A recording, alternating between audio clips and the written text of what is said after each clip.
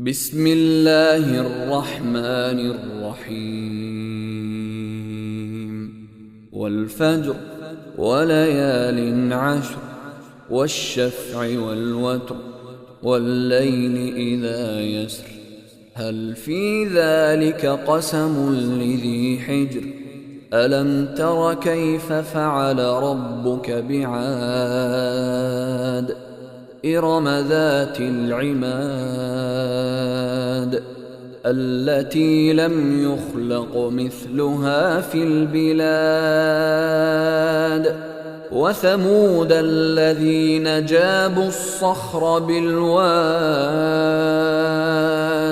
وفرعون ذي الأوتاد الذين طغوا في البلاد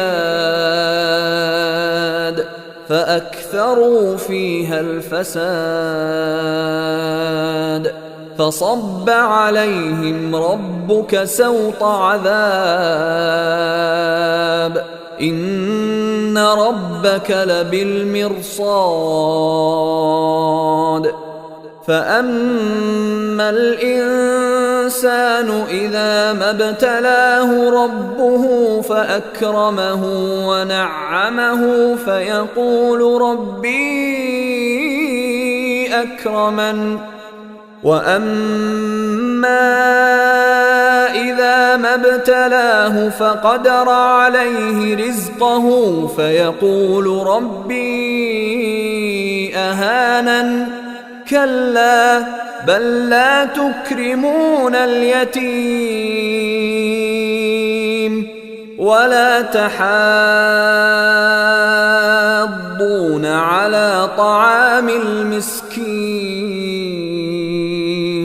وتأكلون التراث أكلا لما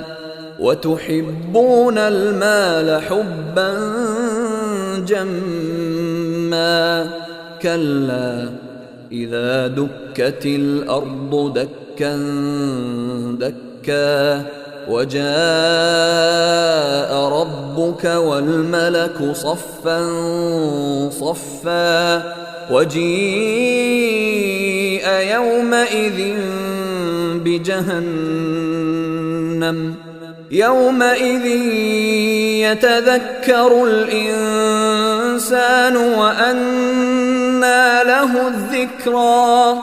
يقول يا ليتني قدمت لحياتي فيومئذ لا يعذب عذابه أحد ولا يوثق وثاقه أحد يا أيتها النفس المطمئنة ارجعي إلى ربك راضية مرضية فادخلي في عبادي وادخلي جنتي.